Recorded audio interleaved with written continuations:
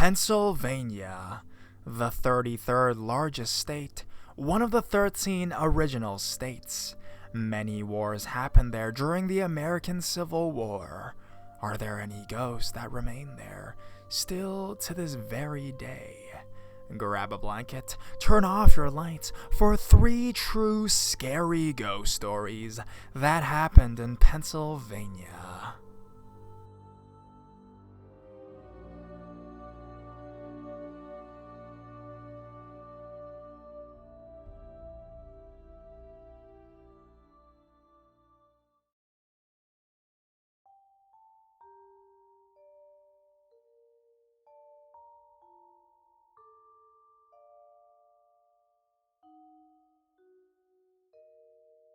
A face and light in the hay barn. When I was about 9 or 10 years old, my family would go to our friend's house on a farm. We would be there all day and wouldn't leave until 11 or 12 at night. A lot of the time, we 4 kids would play in the hay barn next to the house. We would be in there all day, just jumping and climbing on the hay bales. The barn was built into a hill. The top part was the hay barn, and under the floor was the cow shelter for when the cows came in from the pasture. The only way into the barn was from the front doors, and there was a window facing towards the house built at the very top of the barn. Even when the hay was stacked to its fullest, it never reached anywhere near the window. There was no electricity in the top part of the barn, so the only light we had to play was by the sunlight. One night, we were playing outside in the backyard that faced the barn, and our parents were in the house. For some reason, I looked up at the window in the barn, and there was a head of a man with dark hair watching us kids play. I told the others to look at the window, and they saw the head too. All 4 of us just stared at the window for a couple minutes, and then started talking to each other. When we looked back up at the window, the face was gone, but there was a glow in the barn like a candle or something was lit up. We knew that there was no one in the barn because our parents were in the house. We also knew no one would be able to look out that window because we were in the barn earlier that day, and there was not enough hay in the barn to even begin to stack it up to the window. My friend Linda and her brother then told my brother and I about her uncle that hung himself in the barn when he was in his late 20s. They said he would go into the barn late at night and look at dirty magazines by candlelight, and one morning, he was found hanging by the rafter. He was depressed because his girlfriend had just broken up with him and took his own life. We never saw the face again, but sometimes we would still see the glow through the window.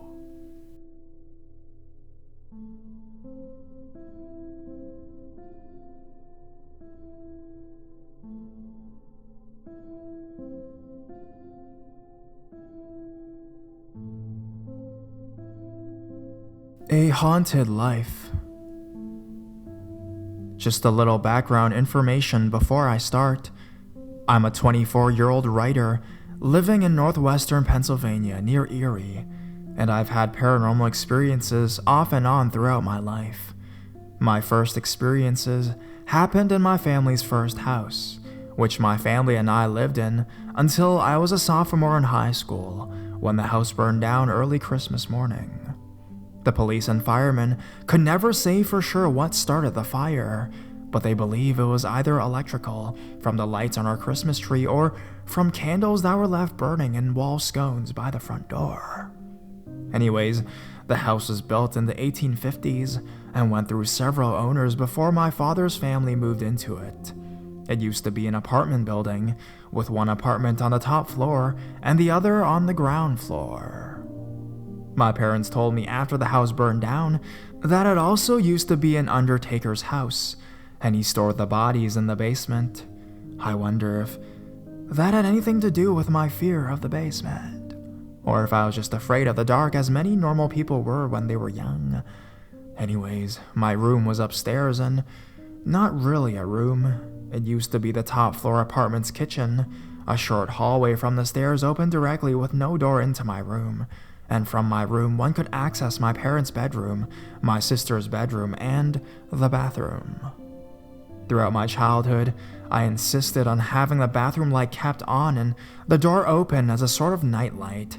I often heard footsteps coming up the stairs, much too loud and regular to be the house settling as my parents claimed it. It scared me, but I sort of got used to it. I also had a metal wardrobe whose doors often opened by themselves and would open again and again after I closed them again and again. It spooked me out, but I never stopped to think about what might have been causing it. Also, the downstairs door that connected our kitchen to the garage opened on its own quite often, but only when I was in the room. My mom would often jokingly say, "Oh, it's just the family ghost." She thought it was actually kinda cute.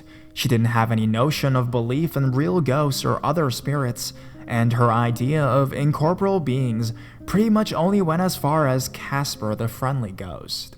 The worst thing that happened in that house happened when I was in about the 3rd grade. I was upstairs playing in my room with some toys, while everyone else was downstairs in the living room. My room had one window with plastic Venetian blinds. That night, the blinds were down, but as I heard a slight scratching noise coming from the window, I looked up to see the blinds opening by themselves. They slowly opened at a regular pace until they were fully opened. Terrified, I raced downstairs and joined the others. When they asked me what was wrong, I didn't tell them. They still don't know about the blinds. Up until the fire, I always felt uneasy sleeping at night and continuously heard the footsteps and dealt with the wardrobe doors. I felt strangely relieved when the house burned down.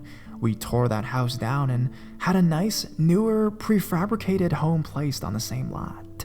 In the same house, I was overjoyed to have my own real room, complete with 4 walls, a door, and a beautiful big window that looked onto the yard.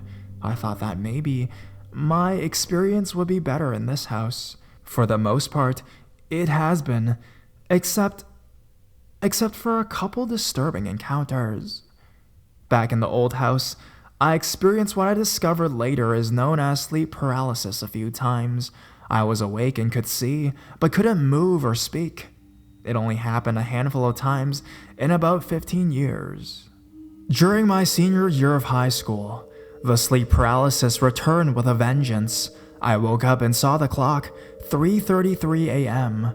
My television was on, as I always left it on at night because the noises helped me stay asleep. But this time I couldn't move at all.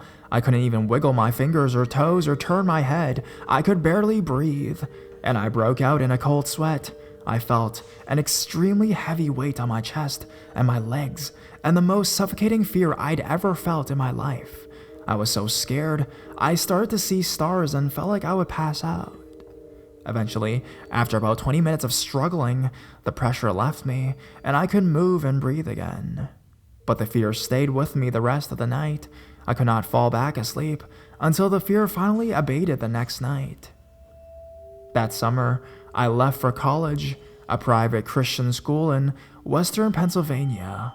I thought that if anywhere, I could escape my paranormal past there. But I turned out to be very, very wrong. I loved my time in college. They were the best years of my life, and not even a few traumatic experiences would change that. Nevertheless, my spirit seemed to follow me there. About halfway through the first semester of my sophomore year, the sleep paralysis returned. My roommate was a stranger to me. I was stuck with him when a friend whom I planned on rooming with dropped out, and his spot was filled with a freshman transfer. He slept on the top bunk, I on the bottom bunk. That night, I felt the most viscerally intense fear I've ever experienced in my life. Nothing before or after that could even remotely compare. I was so terrified, my heart was fluttering, my skin was numb and wet with sweat. My thoughts were jumbled and incoherent, and I felt like I was going to die. I could not move any muscle in my body, no matter how hard I tried. This time I couldn't even open my eyes, and I felt the familiar weight pressing down on my body. But this time, my tormentors made themselves known. They spoke to me. There were 3 voices, a male voice at my right ear, a female voice at my left ear, and another male voice right in front of my face. I don't remember what they said, but I do remember the male voice on my right saying, "Hello" to me, in what sounded like a normal voice. To my surprise, I said hello in return. I wasn't afraid of him. He had a normal voice, and I felt like I've known him for a long time. I had struggled with depression for years, and the medicine has not helped. I thought now I might have been tormented by this spirit and his friends, and they might have been the ones who caused the footsteps, the opening doors, and the opening window blinds. But after I told them I didn't want him around anymore, all three started laughing at me and mocking me. They started talking to each other about me, about the failures, bad choices, and mistakes in my life. This made me angry, and I struggled harder, and they laughed harder.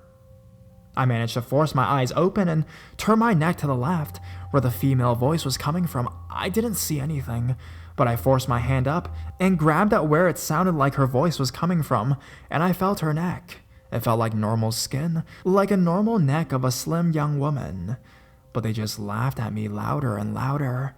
Eventually, I couldn't take it anymore, and I told them all to leave in the name of Jesus Christ.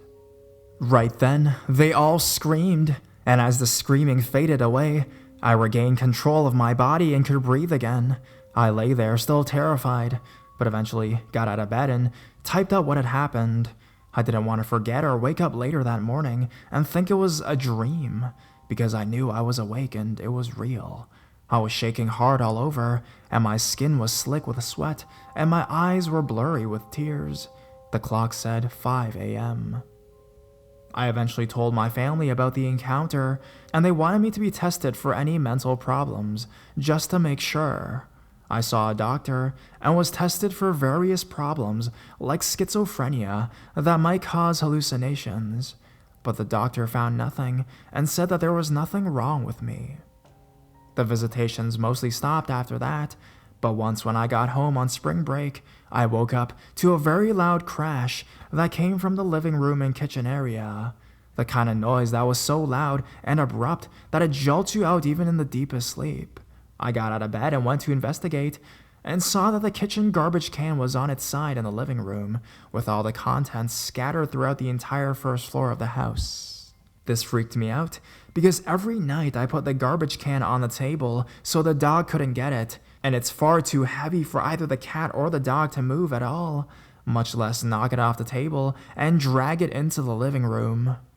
Also, when I went to go back to bed, my room was not in the way it was when I went to check on the noise.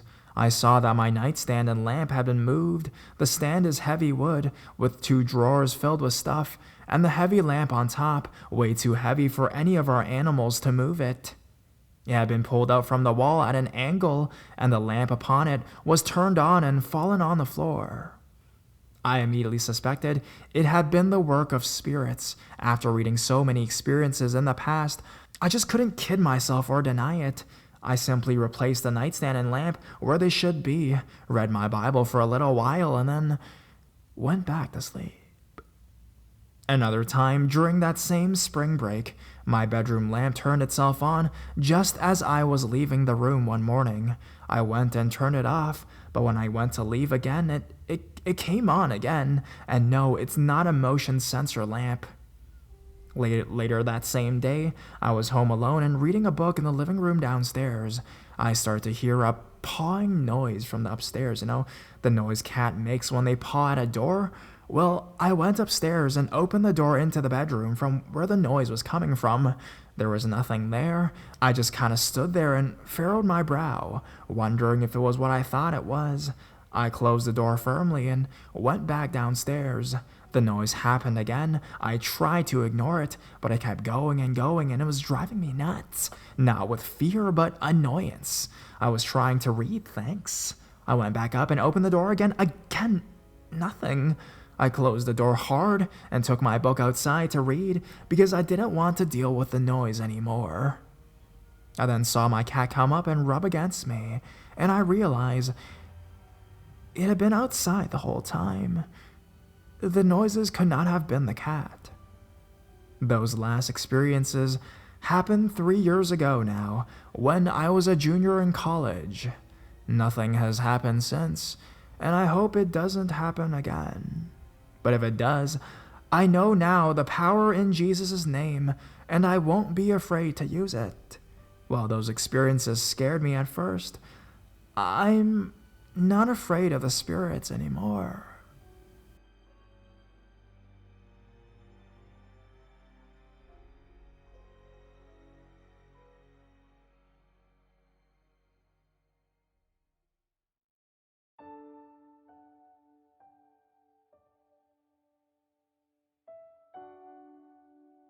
A kind ghost.